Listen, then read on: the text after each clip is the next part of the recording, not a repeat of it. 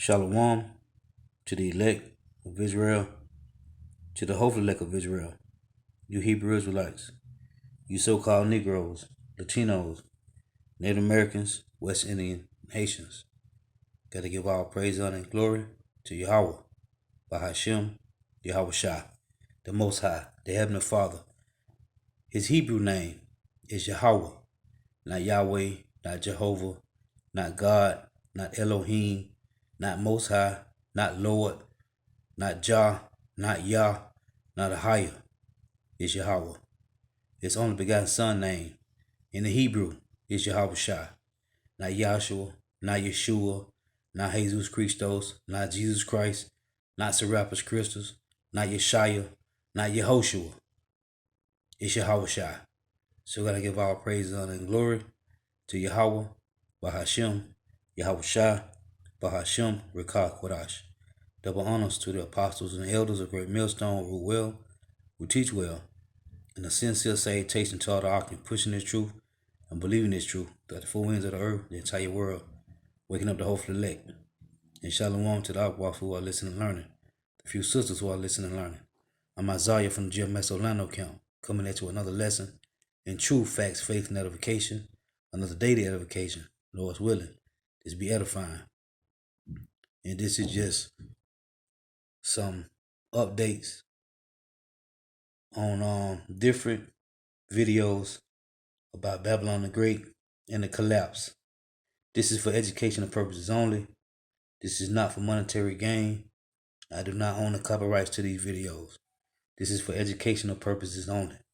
So Lord willing, this be edifying. Going through some unprecedented economic times where we are seeing a manufacturing slowdown, business closures, and an unemployment crisis. But hidden in the shadows is another massive economic problem. A problem that hasn't been seen in nearly 100 years and has been known to cause the downward spiral of some of the most powerful economies in history. And this is a problem that most people have never heard of. If you wanted to buy something like bread, what would you do? Well, these days you would probably just go to the local grocery store, pick out some bread, and pay with your card, cash, or phone. But buying bread wasn't always this simple. A few thousand years ago, if you wanted to buy something like grain, you would have to give up something in return like sheep.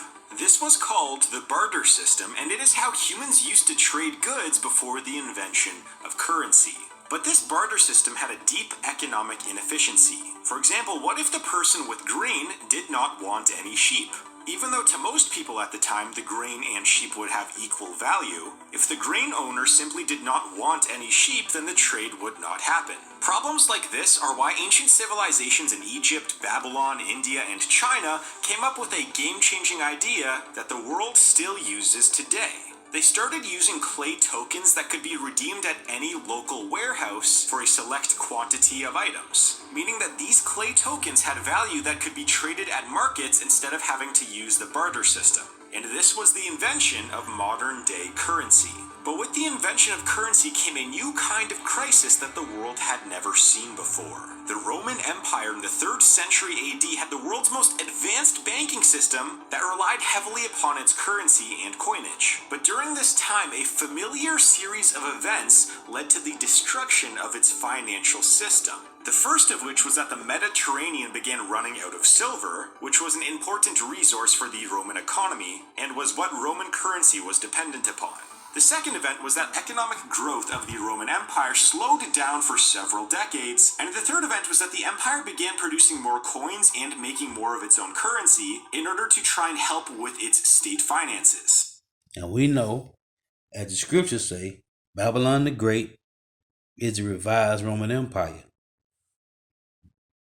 The trouble was that once they started overproducing their currency, they began to devalue that currency. So, by about 284 AD, the Roman Empire was going through the first recorded episode of what we know today as hyperinflation. Now, this hyperinflation caused a dramatic decrease in the value of the Roman currency. It increased the price of all goods within the Roman Empire on nearly a daily basis, and it also brought a large portion of the middle class into poverty. So this hyperinflation combined with the economic decline, as well as several wars that were taking place, these events became known as the crisis of the 3rd century. This century is viewed by many historians as the beginning of the fall of the Roman Empire. Now remember what I just said, the overproduction of Roman currency to combat state spending was one of the largest contributors as to why the Roman Empire fell.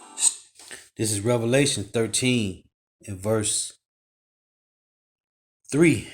And I saw one of the heads as it were wounded to death, and his deadly wound was healed, and all the world wondered after the beast.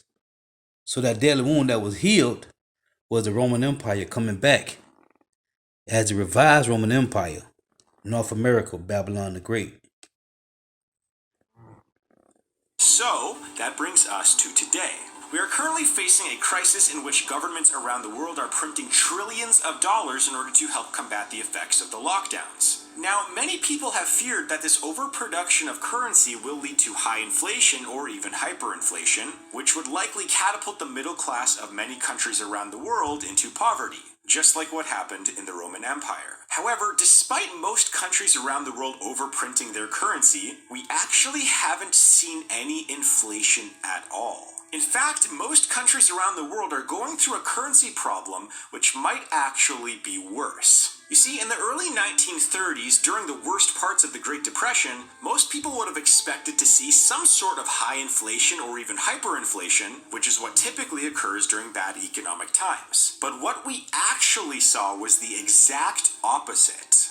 During the Great Depression, we saw an example of what is called deflation. You see, the Great Depression caused such a bad economic crisis that the demand for cash dramatically exceeded the government's ability to increase the money supply. So what we saw was the value of the United States currency actually increase by 10% per year over 3 years thanks to this deflation. Now, on the surface, this might sound great. I mean, the buying power of your money actually increases during deflation, so how could this be a bad thing? Well, here's why. You see, deflation increases the value of everything revolving around a currency. As I already mentioned, the positives are that the current money in the economy has more buying power, but it also increases the real value of debt. Now, as I mentioned in my previous videos, debt is at an all-time high for businesses, individuals, and governments around the world. I mean, governments have already taken out over $16 trillion worth of debt in the last 2 months alone, and are adding to the debt pile at a rate that is 10 times higher than normal. So what this means is that anyone with debt, whether it's governments who are at risk of defaulting on their loans, businesses who are months away from not being able to make a payment, or individuals who are behind on their mortgages, credit cards, or student loans, they actually will have a higher debt burden thanks to deflation. So we are currently in an era where the world is at an all-time high in regards to its debt burden, and that debt is actually being amplified by this deflation that had started just a couple months ago. For example, major economies like the European Union, the United States, and the UK will likely enter a state of deflation within the next 2 to 3 weeks. Large countries like China and Brazil could enter a state of deflation within the next couple months, and nations like Canada, Japan, and South Korea have already entered a state of deflation. And this might be particularly bad for Japan and Canada. You see, Japan is already the most indebted nation in the world in relation to its GDP, and Ontario, which is the largest province in Canada, is the largest sub-sovereign debtor in the world. In fact, if Ontario were a country, it would have the 28th largest amount of debt in the world, ahead of countries like Ireland, Saudi Arabia, Argentina, South Africa, and the United Arab Emirates. What this means is that places that already have a high debt burden and go through major deflation are also at risk for going through a very rare economic crisis called a deflationary spiral. So remember when I mentioned that the Great Depression had 3 years of deflation? Well, as it turns out, a deflationary spiral occurred during that time, and well, here's what happened. Deflation caused the price of goods to fall. The price of goods falling made businesses make less money. Businesses making less money caused mass layoffs and decreased wages. The layoffs and decreases in wages caused less spending and therefore made businesses make less money. And that caused more layoffs and lower wages and so on.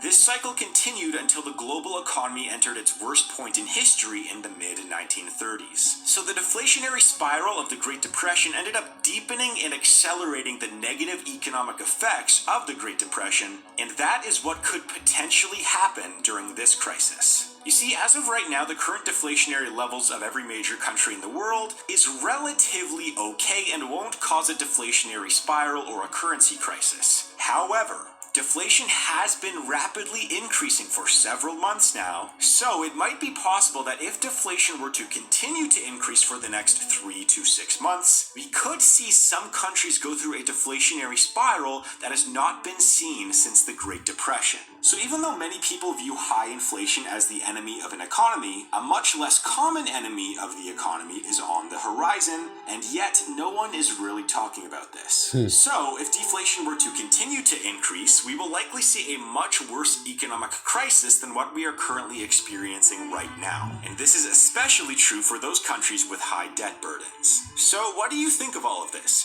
Do you think deflation will be a problem? And what about inflation or a currency crisis? Let me know in the comments down. Now this is Zephaniah chapter 1 verse 10. It reads, "And it shall come to pass in that day, saith the Lord Yahweh, there shall be the noise of a crying from the fish gate, and an howling from the second, and a great crashing from the hills. Howl, ye inhabitants of Maktesh, for all the merchant people are cut down, all they that bear silver are cut off. And that howling from the fish gate, and the howling from the second, and a great crashing, it's talking about Babylon the Great, man, and their dollar devaluing. It's crashing, man. Isaiah 47:1. Come down and sit in the dust, O virgin daughter of Babylon. This is James 5:1. Because it's happening, man, and we seeing it. James 5:1. Go to now, ye rich men, weep and howl for your misery that shall come upon you. Your riches are corrupted, and your garments are moth-eaten. Your gold and silver is cankered, and the rust of them shall be a witness against you, and shall eat your flesh as it were fire. Ye have heaped treasures together for the last days. But that gold and silver shall what? Shall be cankered, man." Let's look at a morning must-read off his important essay on the collapse of the U.S. dollar. America's savings, current account problems are about to come into play with a vengeance. The rest of the world is starting to look less bad. A weaker dollar, it would boost U.S. competitiveness, but only for a while. Notwithstanding the hubris of American exceptionalism, no leading nation has ever devalued its way to sustain prosperity. Stephen Roach, could it be that big of a dollar move where we move from depreciation to a consideration of devaluation? Well, Tom, I mean, the problem with the U.S. and its saving current account balances is that they were already setting us up for a problem before the pandemic hit. The net national savings rate, which is the broadest measure of domestic saving, is the savings of businesses, households, and the government sector adjusted for depreciation, was at 1.4% of national income in the first quarter of 2020. And the average, 45-year average from 1960 to 2005 was 7. So we were at the lower end of an acceptable bound, and then we have introduced this massive relief package, which is going to blow our budget deficits higher than we've ever seen, and take debt to GDP ratios well above those which were evident in the end of World War II. So I look at that and I say, okay, with deficits up, with debt up, with savings likely to go sharply into negative territory, which is going to be even worse than it was during the global financial crisis, the current account is probably going to exceed its prior record of minus 6.3% 3% of GDP in 2005, and currencies are designed to cushion the blow of an exploding current account in the context of weak domestic savings. So I think a dollar decline is inevitable. What you're hearing here, folks, is textbook Stephen Roach. I mean, this is why the guy became acclaimed at Morgan Stanley. Stephen, our audience may not be able to articulate net national savings, but they know a free lunch when they see it. When do we actually pay for this debt buildup? Well, right now, of course, nobody worries about deficits and debt because interest rates are close to zero. And so the cost of servicing the debt, the interest payments that, the U.S. Treasury has to make are de minimis. But, the question is, Tom, can we count on interest rates to stay at zero in perpetuity? And that comes back to things like inflation and relative risk premia. And, in a weaker dollar environment where the U.S. has also been backing away from its commitment to globalization through all of these very protectionist and nationalistic policies of the current administration, the willingness of the world to fund the budget deficits of a saving short U.S. economy gets drawn into question, and that has interest rate implications. So the idea that there's no consequences for deficits and debt, I think, is absolutely absurd. Near term, there's no immediate debt service cost, but come on, we can do a better way of assessing long-term consequences than looking at short-term interest rate expenses over the next few quarters. Stephen, how difficult also is it to understand the impact that COVID-19 and others, and frankly just foreign policy, has on global supply chains? And given what you've just said about debt and supply chains, are we going to see a more deflationary pressure, or do you worry that 18 months from now we'll talk about inflation in America? No, I actually think the supply chain question is a very meaningful one. There's clearly evident, Francine, during this pandemic, concerns over supply chain security with respect to medical supplies, and even in the case of the U.S., supply chain security with respect to domestic food supplies, to say nothing of the great toilet paper syndrome. But we believe, and this was articulated by a pathetic editorial written in the New York Times several weeks ago by U.S. Trade Representative Robert Lighthizer, that all we got to do is just move from offshoring to reshoring, bring the jobs back home, and America will be fine again. Well, what Mr. Lighthizer, who's a lawyer who knows nothing about economics, doesn't realize is that with reshoring comes moving production back to higher cost domestic platforms, which is inflationary for the U.S. and is a functional equivalent of a tax hike on American consumers. You don't just push a button and end supply chains. And the research shows, by the way, that not only the supply chains important in holding down global inflation, but they're very sticky. They take years and years to assemble, and you just don't transform them overnight. Hey, so you see, and these are their so-called scholars, man. A headline of our assessment is that the recession is deeper in 2020 than we projected in April. The recovery is going to be slower in 2021 than we projected in April. But the actions governments have taken have put a floor under the world economy and are preventing a massive wave of bankruptcies or unemployment. That was the managing director of the IMF describing just how bad the economic outlook over the next few years actually will be, and this economy could potentially be the one that Joe Biden would inherit as president, of course. So currently voters seem to trust Biden more on all issues except the economy. The latest CNBC polls show that 44% of voters favored President Trump's economic policies over Biden's. But joining us now to talk more about the impact of coronavirus on the economy and its longevity is Professor of Economics Richard Wolff.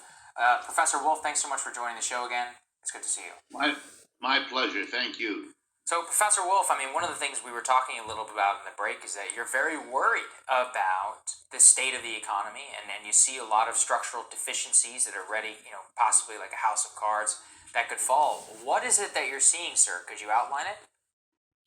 Yes, let me give you just two or three of the key kind of dimensions. In April and May, roughly half of all commercial establishments in the United States did not pay their rent because they couldn't. They weren't functioning. They weren't getting any revenue. Okay, that meant their landlords were put in a jam. Why? Because the rentals that tenants pay to their commercial landlords is what the commercial landlords use to pay off their debts to the banks.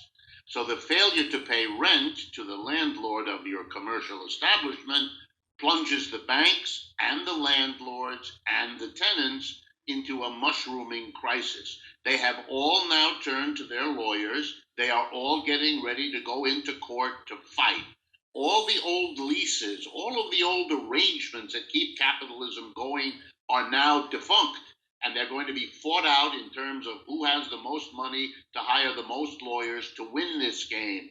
This is kind of a situation in which a structure doesn't function anymore, and it's everybody for themselves in a war of all against all, and that never ends very well. Number two, the Federal Reserve has now made a decision about a week ago to start buying corporate bonds in the secondary market. What that effectively means is that the government is backstopping the entire credit apparatus of the United States. It already stands behind most homes through the mortgage systems that we've developed since the 30s, and now it is standing behind all the corporate loans because, in effect, it becomes the banker of last resort.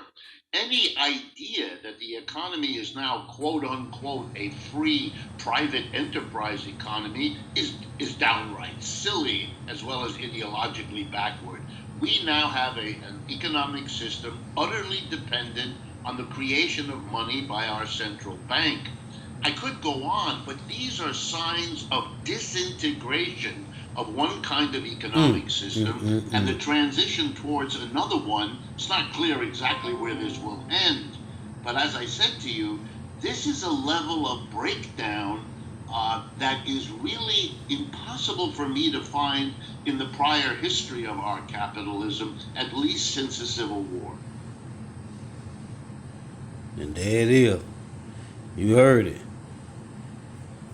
It's collapsing, man. Babylon the Great is done, man. Even though we are slowly reopening across the board in the majority of the country, many businesses are still closed or will never reopen. We are seeing it in retail and in health. We are seeing it in hospitality and travel. The most retail stores will be closing. COVID has hit retailers hard. Empty storefronts are becoming a common part of the city's landscape. People don't want to drive miles and wait in line and potentially get sick for things they could have delivered to their homes the same day. 2020 will see a retail apocalypse, a tsunami of retail closures and bankruptcies. An unprecedented retail crisis never seen before in American history. More chain stores will be disappearing, and several mainstay retailers are rethinking the whole idea of having brick-and-mortar locations. A staggering number of stores have shut down.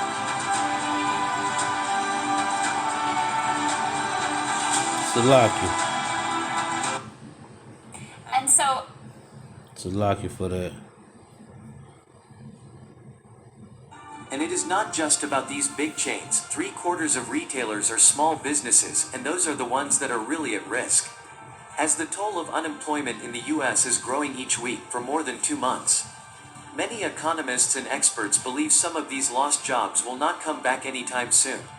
With consumer confidence low, when people do not have 2 nickels to rub together, when people are not making nearly enough to live, what do you think is going to happen with the retail sector? That is the particular concern in the retail sector.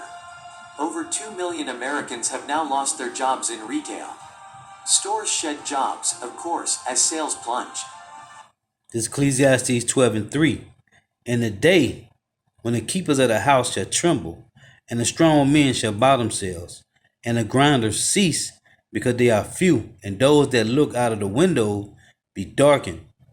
And the doors shall be shut in the streets when the sound of the grinding is low, and he shall rise up at the voice of a bird, and at the daughter, and all the daughters of music shall be brought low. So we seeing the jobs is gone.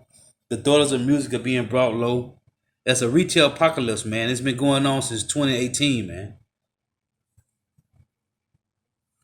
A record 16.4% down from March to April, a bloodbath for the economy, since retail accounts for about half of all consumer spending, which in turn drives some 70% of economic activity.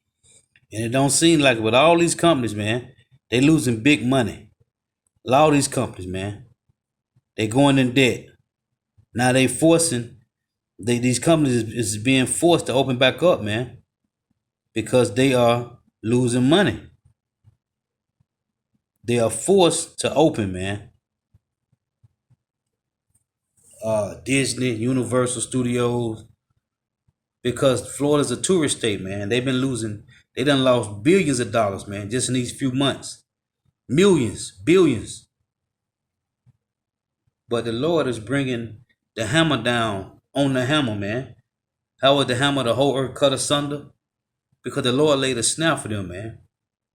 Just want to go into a few clips. Lord willing is edifying.